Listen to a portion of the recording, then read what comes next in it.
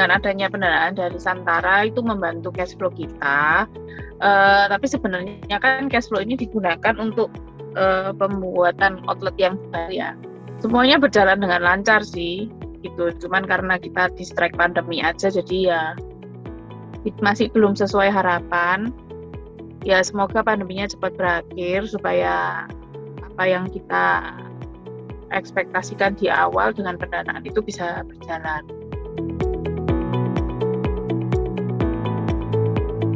Yang pertama itu kan dananya akan dipakai untuk pembuatan 2 outlet.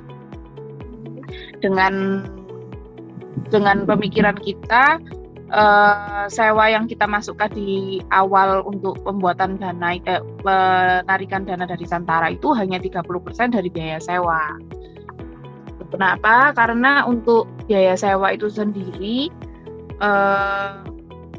akan dibagi jadi 3 kali pembayaran. Jadi waktu itu saya berpikir saya hanya perlu untuk di startup depan, dan untuk sewa selanjutnya itu bisa dibayarkan sesuai dengan pendapatan yang masuk.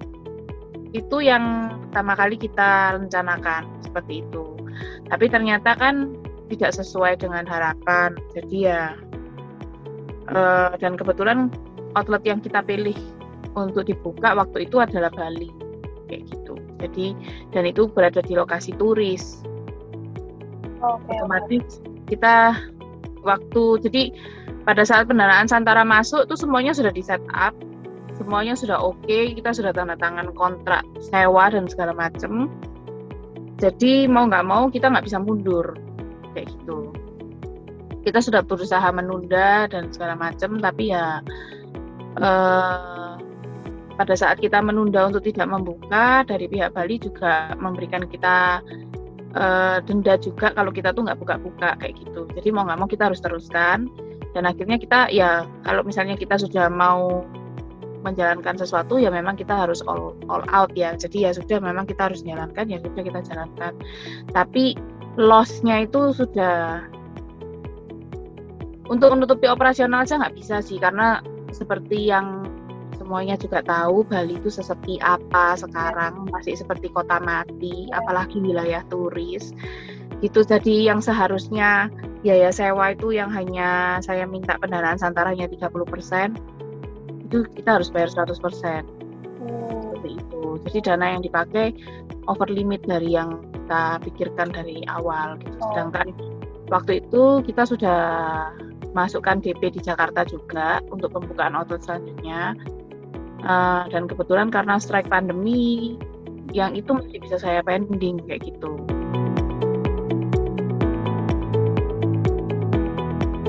Ya penambahan manpower cuman waktu kita buka di Bali aja. Tapi untuk yang di Surabaya sih enggak. Kita malah layoff juga sih, layoff beberapa staff. Dan maksudnya untuk staff-staff yang sudah lama ikut kita sih, kita kurangin jamnya. Jadi kita nggak terlalu sampai memberhentikan banyak orang. Cuman dalam jam operasional dan di staff operasionalnya kita kurangi. Yang dari seharusnya kita kurangi, karena penjualan kita yang di Surabaya pun di bulan-bulan awal pandemi itu dropnya sampai 70-80%, kayak gitu.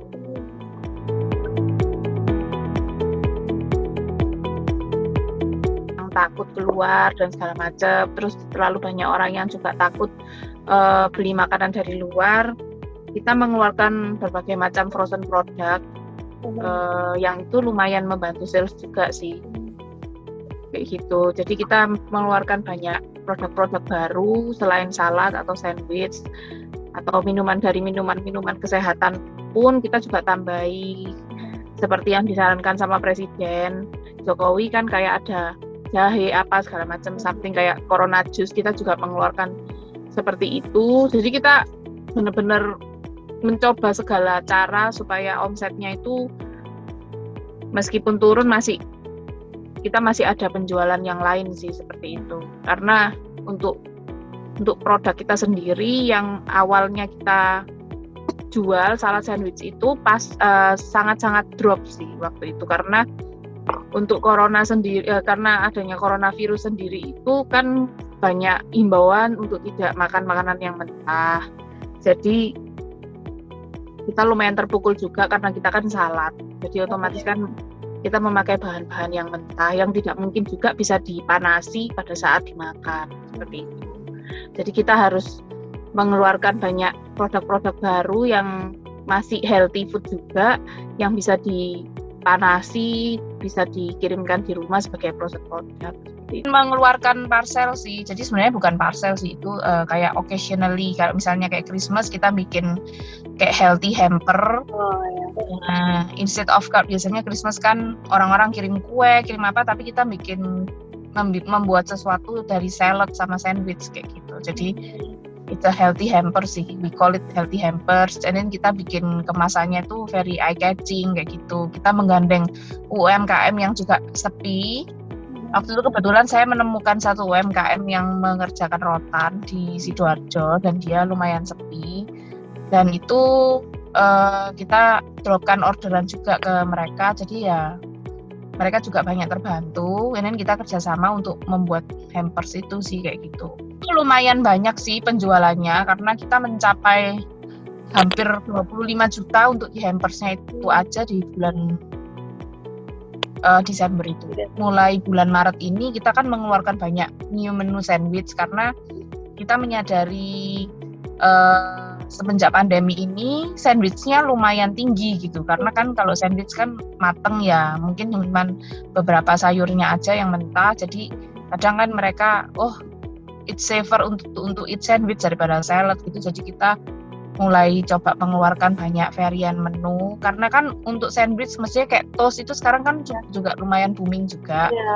Nah, dan kebetulan kita kan memang ada sandwich, jadi kita kayak bikin twist sedikit yang rada melenceng dari healthy food gitu. Jadi kita membuat beberapa menu yang sebenarnya tuh ya nggak healthy amat kayak gitu,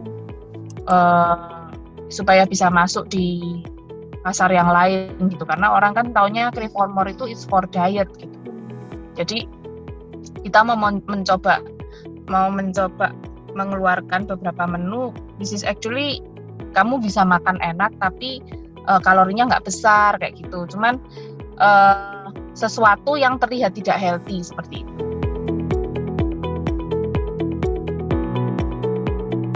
Cuman kalau untuk dine-in hampir benar-benar nggak ada sih. Karena mungkin juga di Surabaya waktu itu PSBB-nya juga lumayan lama, sampai hampir 2 bulan ya. Jadi benar-benar 2 bulan tuh nggak ada dine-in gitu. Semuanya pakai delivery sih. Jadi kita memang hire kurir delivery untuk setiap hari kita tawarkan broadcast customer yang royal customer kita. Jadi kalau mereka order ya udah kita kirimkan for free kayak gitu, daripada kita nggak ada penjualan. Jadi kita lebih kayak gitu sih. And then kita kayak bikin video how kita clean up maksudnya hygiene-nya kita punya makanan, produk dan segala macam, supaya mereka nggak terlalu takut untuk mengkonsumsi produk kita pada saat pandemi ini. Kita lebih ekstra hati-hati ya dalam membersihkan produk-produk kita, karena kita kan sendiri kan kita harus mengakui bahwa karena kita menjual barang yang mentah untuk dikonsumsi, jadi kita lebih ekstra hati-hati, seperti kayak 3 kali pencucian, kita pakai cairan untuk pembersih vegetable sama fruits kayak gitu. Dan kita memberikan awareness juga untuk ke customer bahwa masih perfectly safe to consume healthy food seperti ini di saat pandemi. Malah sebenarnya ini lebih bagus untuk imun sistem dan segala macam. Kita memberikan banyak edukasi yang seperti itu. Dan pasti dengan adanya pandemi ini ya para staff dan di tempat kami sendiri ya penyesuaiannya juga untuk prokesnya kita juga harus lengkap, karena kita juga di Surabaya lumayan ketat sih. Jadi satpol untuk yang jual makanan lumayan ketat untuk pemeriksaan prokesnya, seperti kayak pemakai sarung tangan, masker, face shield, and then desinfektan tempat. Kita juga selalu rutin melakukan fogging tempat desinfektan juga seperti itu. aja masih belum ada prestasi yang membanggakan sih. Cuman setidaknya kita masih bisa go through this pandemi. Penjualan yang penjualan di Bali sudah tidak bisa diselamatkan lagi. Masih selama belum ada penerbangan masuk ke Bali, saya rasa juga susah karena kita bukanya di daerah turis. Bisnis kita juga nggak terjangkau juga untuk orang lokal yang, maksudnya kalau misalnya kita buka di Denpasar itu better gitu kan, tapi karena kita buka di Canggu yang di wilayahnya turis, sedangkan di tempat yang kita pilih sendiri itu semua tenannya itu hampir semuanya tutup. Nah, jadi ya memang kita sudah nggak bisa nyelamatin yang sebenarnya saya minta pendanaan itu kan untuk yang di Bali gitu. Tapi untuk original store kita yang di Surabaya kita masih bisa survive. And then karena kita juga lumayan lama sudah di Surabaya, sudah dari 2016, jadi regular customer kita tuh masih coming back kayak gitu. And then di tengah pandemi itu di bulan Juli itu ada pembukaan satu franchise, ya itu lumayan juga sih untuk kita. Berarti kan selama di pandemi juga masih ada yang mau membeli franchise di kita, seperti itu sih.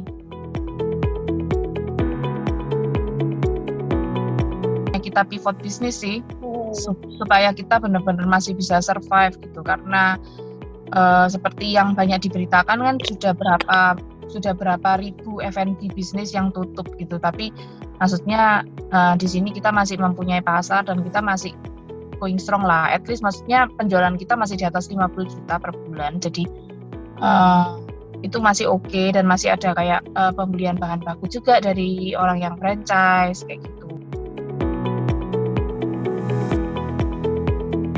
Bahkan yang Surabaya dulu sih, untuk beberapa orang yang tanya-tanya franchise dan segala macam sih kita masih follow up, tapi kayak ada inquiry franchise yang masuk di kita itu di Makassar, tapi kita masih belum sempat bisa ke sana juga. Jadi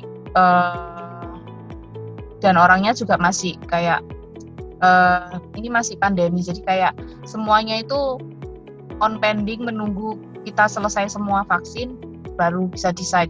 Saya juga nggak mau decide apa-apa karena saya nggak mau juga kalau misalnya orang franchise and then sepi karena pandemi kan juga ngefek di brand saya kayak gitu, di Reformor itu sendiri gitu. Jadi memang saya juga berhati-hati untuk memilih yang franchise seperti itu. Jadi kalau misalnya memang saya belum bisa melihat, belum bisa mengontrol, belum ketemu juga cara pengirimannya dan segala macam, ya memang saya masih pending kayak gitu.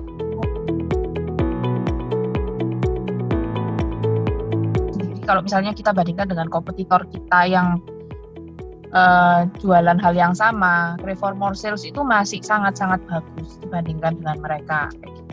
Jadi saya melihat untuk optimis ke depan itu masih bisa. Seperti itu ya.